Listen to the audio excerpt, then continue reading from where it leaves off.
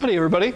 Thanks for having me today. So as Tim mentioned, I'm a former UNM student. I got my bachelor's here and then started an MArch and was the first MS computational ecology student with Alex and Tim.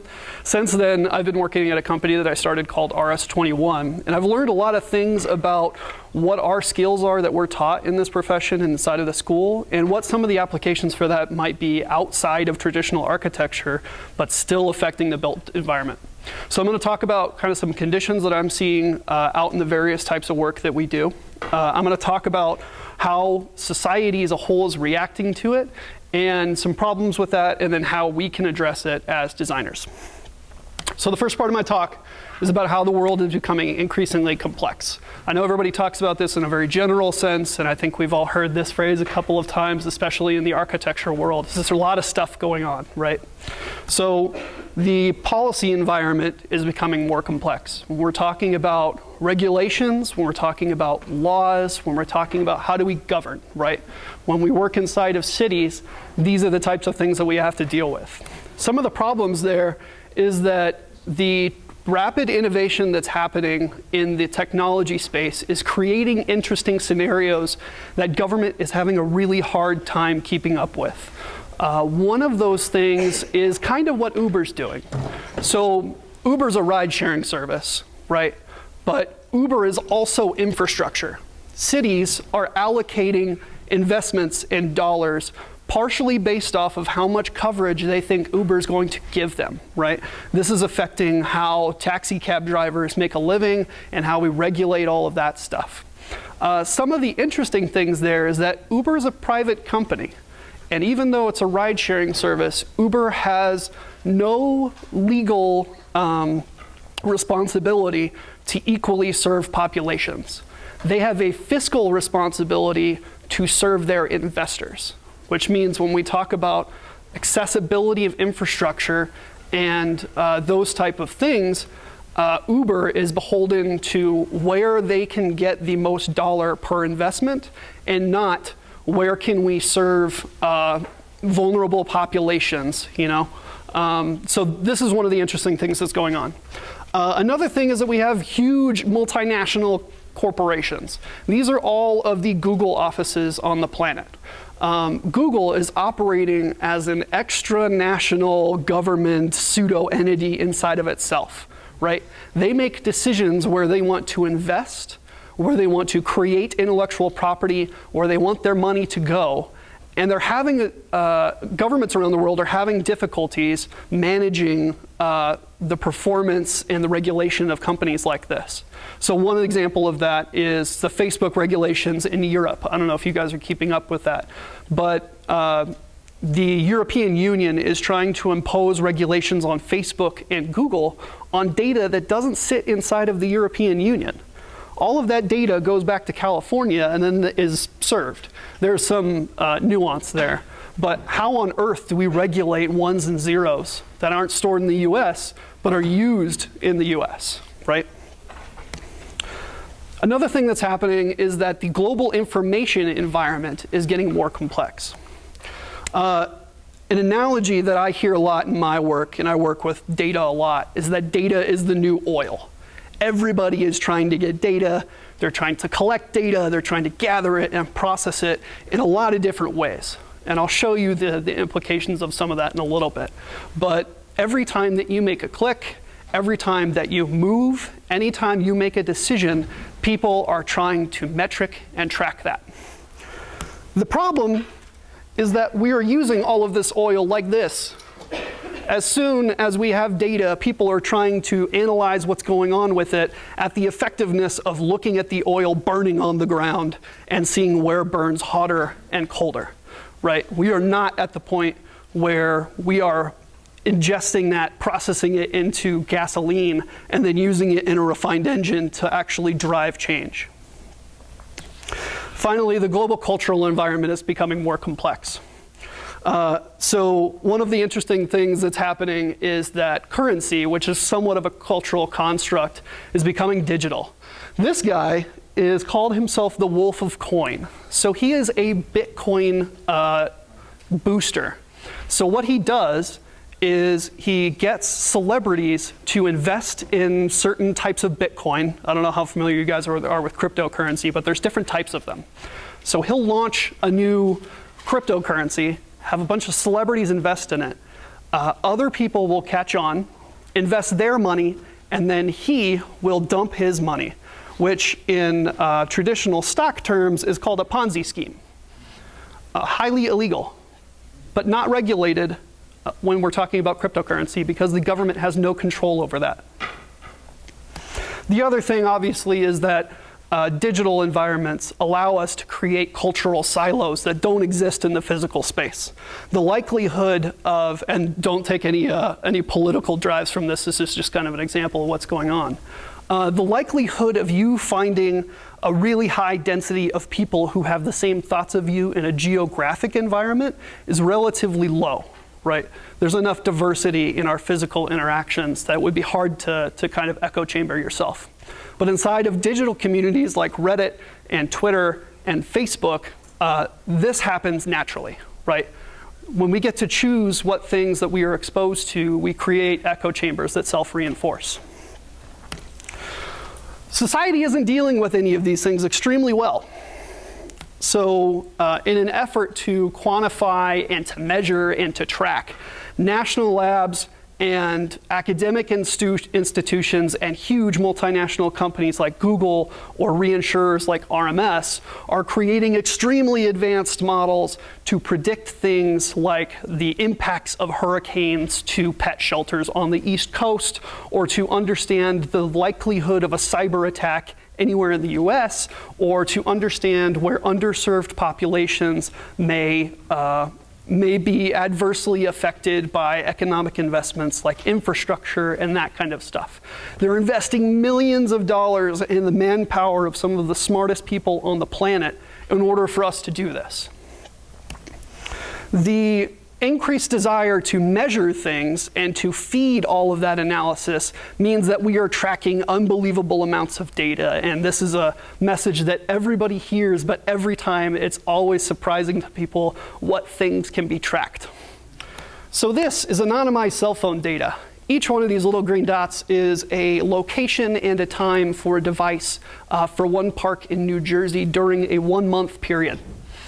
We purchased this data. I anonymize all of this data in my work based on ethical restraints, but were I a little bit more evil person, you can very easily go out and get names to tie it to these things, track people, understand their purchasing decisions, to a very, very terrifying level. So the difficulty there is that people that make decisions are very infrequently machine learning experts and data scientists. So they're going to places like Congress, places like the UN. They're going to cities and asking people like mayors to go through information that's presented in these formats, that's abstract, that's difficult to understand, and that's difficult to make decisions based off of. And it's leading to decision makers either making decisions based off of gut instinct, off of a poor understanding of this data, or just kind of throwing things to the wind, right? I think that there's a crime problem, so I think I need more police. Let's do that. So the situation is that we are rapidly becoming a society where all of our decisions are tracked very well, and a lot of those decisions are not made properly, right? We're very closely watching stupid decisions. But I think that we, as designers, have a unique place in the complex environment to create hope and to create change in very impactful ways. The first of which is making sure that these machine learning experts and all of this stuff is done in a way that's transparent to the user or the decision maker. This is really important when we start talking about breaking down the quote-unquote black box that happens when some guy that knows Excel tells a decision maker what he thinks he should do without being transparent about what's happening. So this is a project that we did in Mexico, funded by the US State Department and the Agency for International Development, looking at the root causes of youth violence. So the issue down there is that they don't think they have any data. They think everything is a crime problem, right?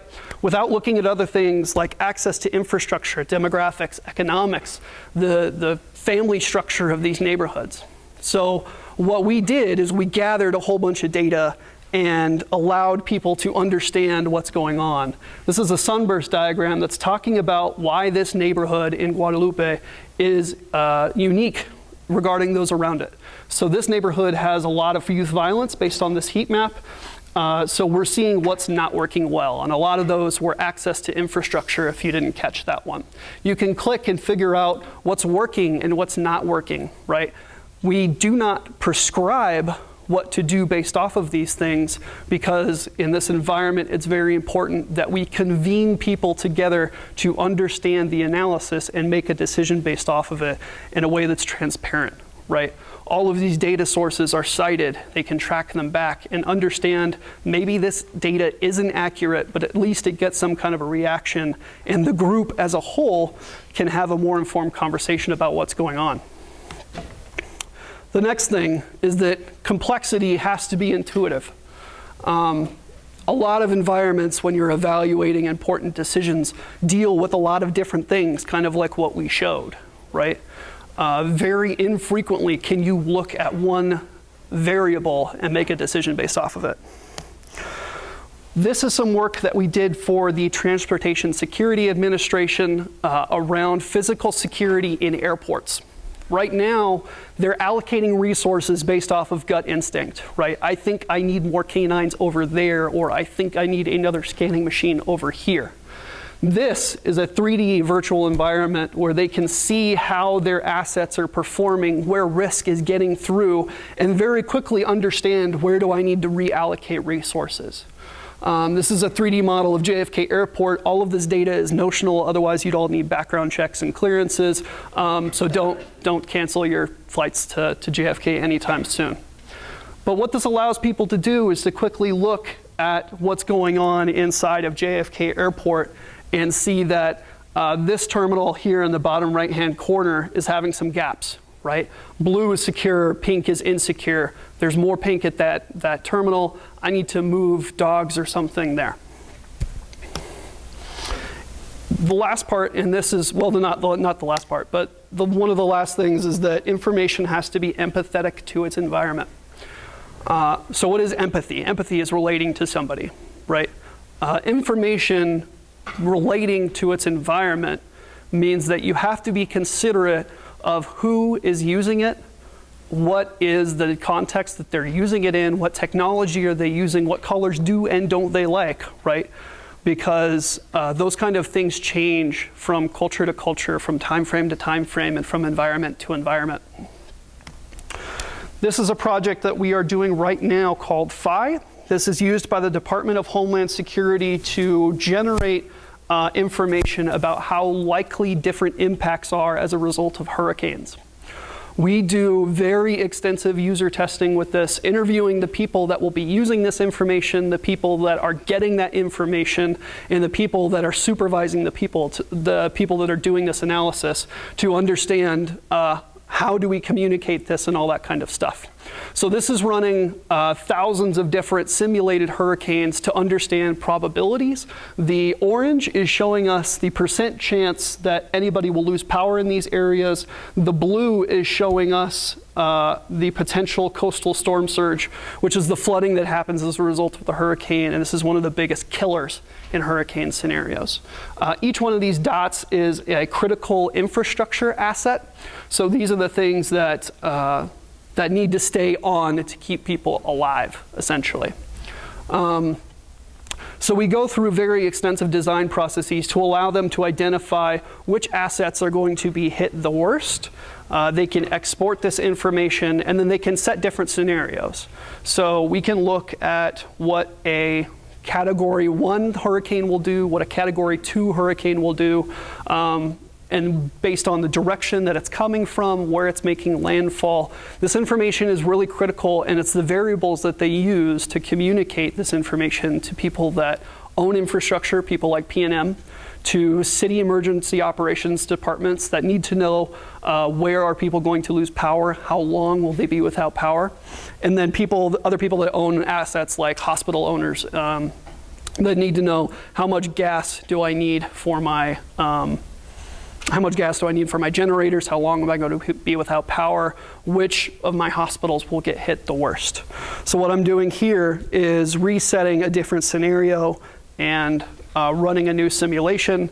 This is work that we did with Los Alamos National Labs, who has terabytes and terabytes of data that needs to be summarized and created quickly. So I changed the storm parameters, and you can see that the impacts are different. So the last thing, whoa.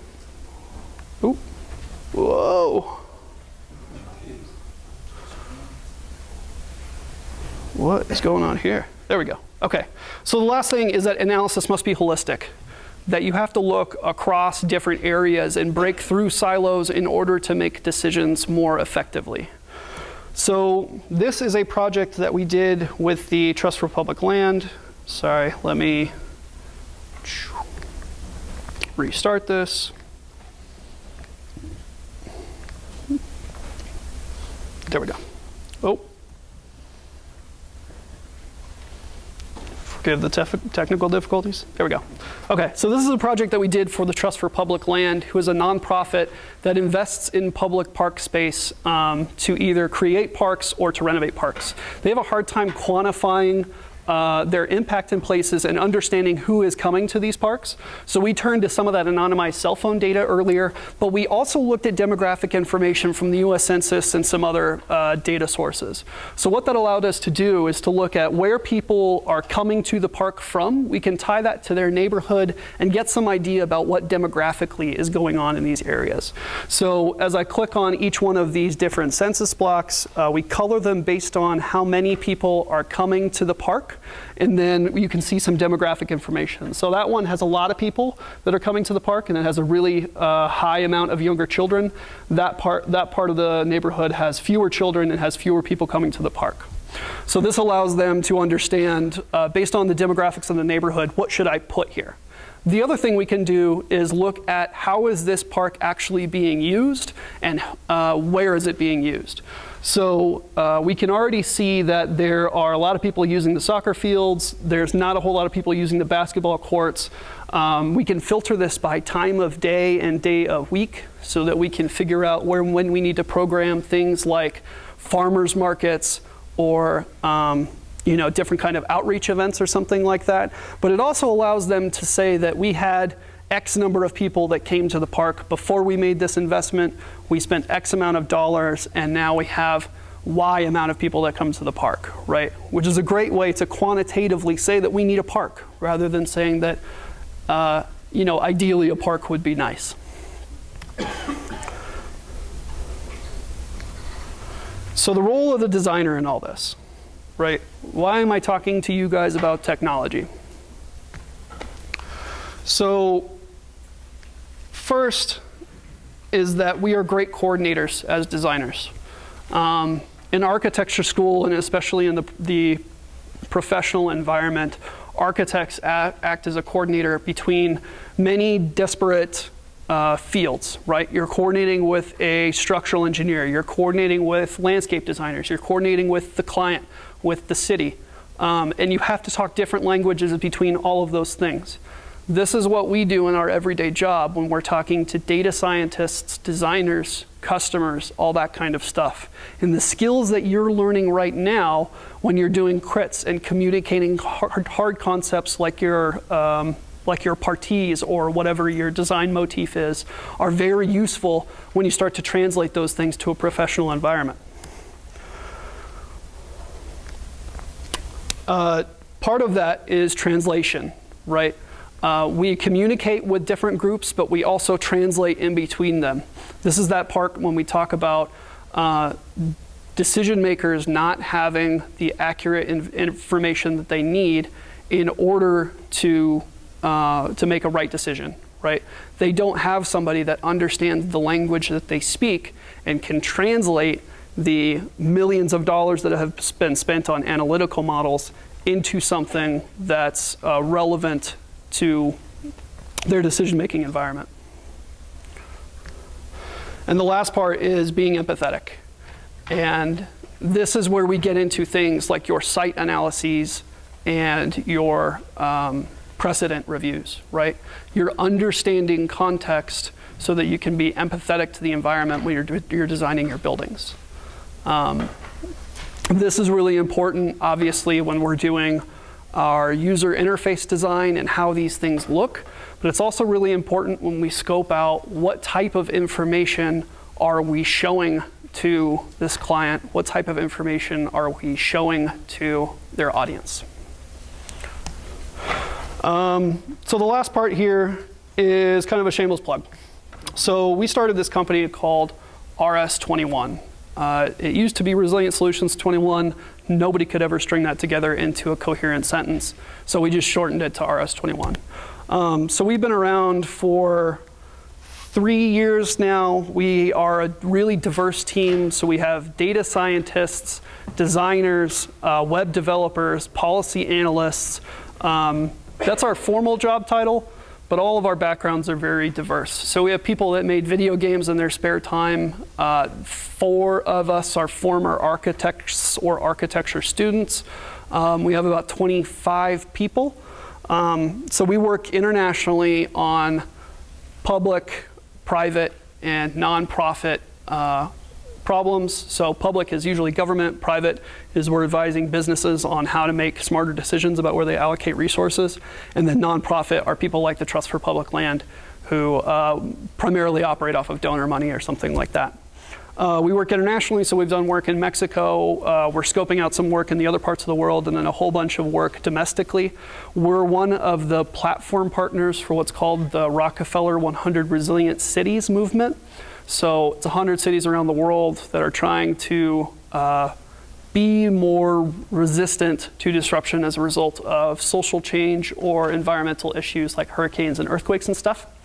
And we only work to make the world a better place. So we're not trying to sell more LL Bean sweaters or figure out what the next Snuggie is going to be. So that was kind of a quick overview of kind of some of my thoughts and stuff. So I'd like to open up the floor to some Q&A, and then I have some demos that I'll show after that, if that's okay. Sorry, a little quick. Well, let's turn on the lights and maybe we can get some questions going. I have a few questions. Yep. Those interactive apps and stuff that you have, are those available on your website? They are, the majority of them are not. We're at a place right now where the information that we're showing is sensitive, so it's not publicly available. You have to usually log into those, and passwords are kind of kept by the client. If you would like to see some of it, or if you know somebody that would be interested, though, you can. I'd be happy to share my email or that email, and I'd be happy to set up a WebEx or a GoToMeeting or something. But yeah, the other thing for most of our clients, all of our technology is web-based. So no like plugins or anything that you need to install. You can usually just run it off of Chrome or, God forbid, Internet Explorer. Any other questions?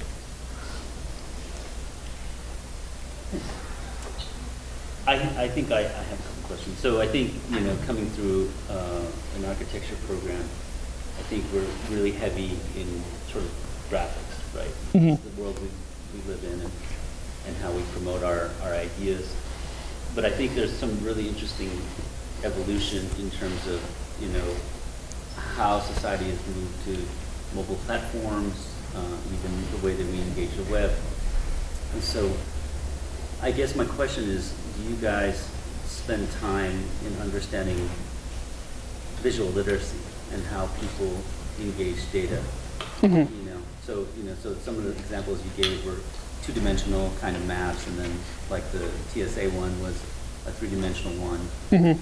How much does that come into play in the work that you guys do? So it definitely comes into play when we're doing what we call user experience research, which is what we kind of call like site analysis in architecture traditionally.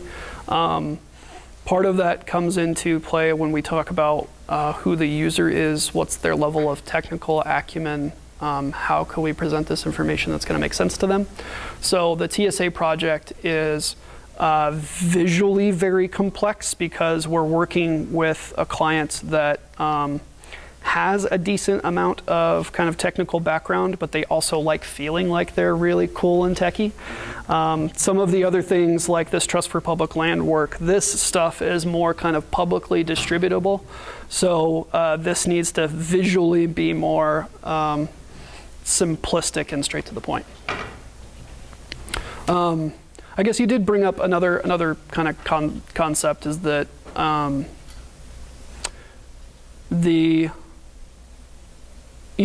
way that people are interacting with their environment and with cities and with buildings is changing, right?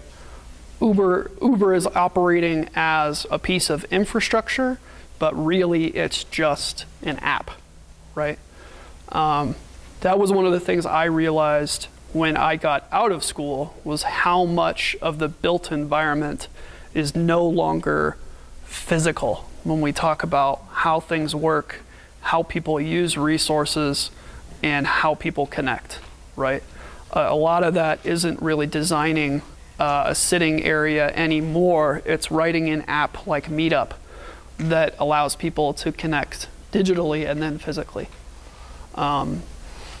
So yeah, I think the responsibility of kind of the urban design profession is not fully grappling with the implications of kind of the digital emergence. I think it's a good thing, and as younger designers, we have to really think about that because I'll give you an example. Like when I lived in New York for 6-7 years, and then I left, and then I've been going back because my daughter lives there now. This is pre-Uber days, right? And now when you go, it's a very different city, So when you're dependent on public transit, and you're in a remote part of, say, Manhattan, you have to walk to the subway or try to flag down a cab. But some places the cabs don't go because, well, they don't want to go there. Mm-hmm. There's not a lot of traffic. But it changes the way that you engage the environment because Uber can come to you. And so that changes, the whole fabric of how you engage the built environment. And I think that, I think what's going to happen even in architectural design is that data and how people, like this stuff that you're looking at now, can actually, if you look at mall, development, like creating a mall, you could really try to drill down into that as an experience. Mm-hmm. And, you were talking about like shopping trends. Well, what does that mean? If you look at Albuquerque Uptown, how does one design through data? And I think architects, there's some offices that are already starting to look in that direction, but maybe you guys might have some ideas about that, even like expanding into the architectural domain. Yeah, we're starting to do some work with people that try to site electrical vehicle charging stations, which is an interesting one because it's a digital thing, but the likelihood of somebody finding it physically is very low. So without some kind of a digital access, there's really no purpose in having them, right? The interesting thing is that when you start to figure out who's searching for them and that kind of stuff, you can then figure out what is the impact of putting one here or there in a cultural sense. So I know that all of this is really abstract and that you guys are trying to work on projects and stuff like that. But what I would advocate for and what helped me out a lot in my early career was showing a little bit of flair when we're talking about how you're justifying design work, right? One of the things that I think it was Tim that taught me this originally was that any good design decision has to be backed up by 3 things and only one of them can be because it's pretty. So that's originally what kind of got me started down this path was that, okay, if I'm going to put a road here or I'm going to put a pedestrian bridge over the road, right? what are the ways that I can justify that? And why will this help? So I started looking into data and Grasshopper, and that was kind of my gateway drug. And then Grasshopper wasn't enough anymore, so I got into programming in the course of, I think, 2 years, going from doing Rhino stuff to writing JavaScript and Python. So if any of you guys are interested in getting into any of this, feel free to email me. I can provide you with some resources. People make it stupid easy to learn how to program nowadays. Any other questions? Okay. I do have some other stuff I would like to show. I wanted to not